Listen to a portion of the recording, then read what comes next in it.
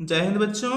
अध्याय 2 बहुपद है हमारा। इसका आज हमें पढ़ना है उदाहरण नंबर 2। हमारा क्वेश्चन कह रहा है कि द्विघात बहुपद x² + 7x + 10 के शून्यक ज्ञात कीजिए और शून्यकों तथा गुणांकों के बीच के संबंध की सत्यता की जांच कीजिए। तो हम इसके शून्यक ज्ञात करने के लिए गुणनखंड विधि का इस्तेमाल करेंगे और जो गुणनफल आएगा उसकी जीरो से तुलना करेंगे। चलिए देखते हैं कैसे करना है। तो सबसे पहले जो हमारा बहुपद दिया है द्विघात बहुपद, उसको हम px मान लेते हैं। तो px की वैल्यू यहाँ कितनी है, x² + 7x + 10। अब इसकी सामान्य रूप से जब हम तुलना करेंगे, यानी हमारा सामान्य रूप होता है ax² + bx + c, ठीक है ना, उससे तुलना करेंगे तो यहाँ देखिए जो a की वैल्यू है, यहाँ बताइए x² का गुणांक कितना है। इसके सामने कुछ भी नहीं लिखा है, जहाँ कुछ नहीं लिखा रहता उसकी वैल्यू आप हमेशा 1 मानना। यदि यहाँ -x² लिखा होता तो a की वैल्यू -1 होता, ठीक है। तो यहाँ a की वैल्यू कितनी हो गई, 1 हो गई।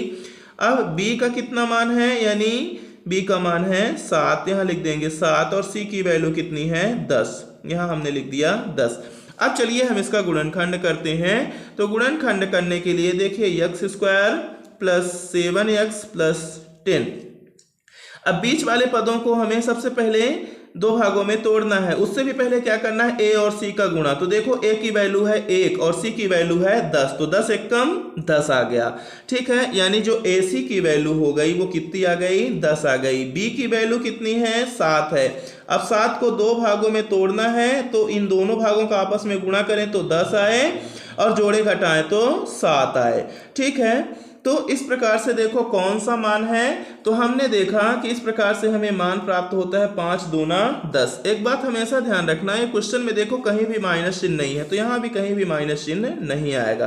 तो 5 दूना 10, ये ट्रिक है, ध्यान रखिएगा इसको। यदि कहीं भी शून्यक में या हमारा द्विघात बहुपद दिया है, कहीं भी माइनस चिन्ह नहीं है, तो माइनस चिन्ह आने का कोई चांस यहाँ नहीं है, ठीक है। अब इनका दोनों का योग करें, जो हमारे दो टुकड़े हैं, तो 5 में 2 जोड़ेंगे तो 7 आएगा। देखो प्लस में 7 आ गया और ac का मान प्लस में 10 आ गया। तो इसको हम लिख सकते हैं x² + 5x + 2x + 10।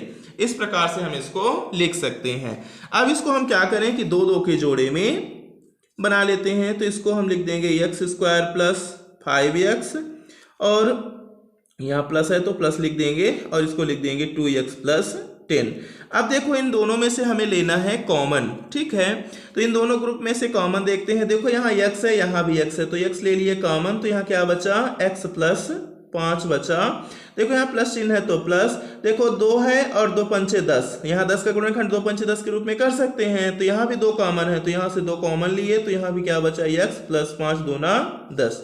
देखो x + 5 यहाँ भी है, x + 5 यहाँ भी है, तो इन दोनों में से हम कॉमन क्या ले लेंगे, x + 5। तो चलिए x + 5 हमने ले लिया कॉमन। यहाँ पास कॉमन क्या बच जाएगा, x + 2 है ना, ये x बचा और ये +2, दोनों के इकट्ठा करके यहाँ लिख देंगे। अब चलिए इनकी जीरो से कर देते हैं तुलना, ठीक है। तो जीरो से तुलना करेंगे तो क्या आ जाएगा, x + 5 = 0 या x + 2 = 0, ठीक है। अब देखो यहाँ ये LHS में 5 है, इधर जाएगा RHS में, तो प्लस से हो जाएगा माइनस में, तो x बराबर कितना आ जाएगा, -5, या करके यहाँ x + 2 है, ये भी जाएगा, तो यहाँ x बराबर कितना आ जाएगा, -2। तो हमें पता है पहला मान अल्फा होता है, तो यहाँ अल्फा बराबर कितना आ गया, -5, व दूसरा मान बीटा होता है, यानी दूसरा शून्यक बीटा होता है, तो बीटा बराबर कितना आ गया, -2। अब चलिए हमने यहाँ से शून्यक तो ज्ञात कर लिया, ठीक है ना। क्या क्या आ गया, अल्फा का मान -5 और बीटा का मान -2। अब इनमें गुणांकों और शून्यकों के बीच संबंध ज्ञात करते हैं। तो यहाँ सबसे पहले लिखते हैं शून्यकों का योगफल। तो चलिए लिखेंगे शून्यकों का योगफल, ठीक है। तो योगफल का मतलब होता है अल्फा प्लस बीटा। सूत्र क्या होता है, -b/a। तो अल्फा की वैल्यू है -5, प्लस का चिन्ह सूत्र से है तो सूत्र का ले लेंगे, फिर बीटा की वैल्यू -2, तो -2 इक्वल, देखिए माइनस हमारा एक सूत्र में है तो लिख लिए माइनस, और हमारी b की वैल्यू यहाँ देखो कितनी आई है, 7 आई है, ठीक है ना। तो यहाँ b की वैल्यू रख देंगे, कितनी रख देंगे हम, यहाँ b की वैल्यू रख देंगे 7, बटे a की वैल्यू देख लेंगे कितनी है, a की वैल्यू है 1, ठीक है। तो जब a की वैल्यू 1 है तो यहाँ क्या लिखेंगे, 1 लिखेंगे। अब देखो ये माइनस में 5 है, ये माइनस का 2 है, दोनों सजाती चिन्ह वाले हैं तो आपस में जुड़ जाएंगे। तो -5 में -2 जोड़ेंगे तो -7 आ जाएगा। इक्वल कर देंगे, देखिए 1/7 1 कम 7, यहाँ भी आ गया -7। देखिए यहाँ पास हमने शून्यकों का योगफल बता दिया कि दोनों इक्वल हैं। ये हो गया शून्यकों का योगफल, यानी शून्यकों और गुणांकों में पहला संबंध। अब दूसरा संबंध हमारा होता है शून्यकों का गुणनफल। तो चलिए लिखते हैं शून्यकों का गुणनफल।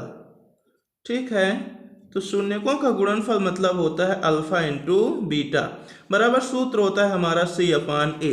तो देखिए अल्फा की वैल्यू आई है हमारी, अल्फा की वैल्यू कितनी है, अल्फा की वैल्यू है हमारी -5 इंटू बीटा की वैल्यू कितनी है -2, बराबर देखो C की वैल्यू कितनी है यहाँ 10।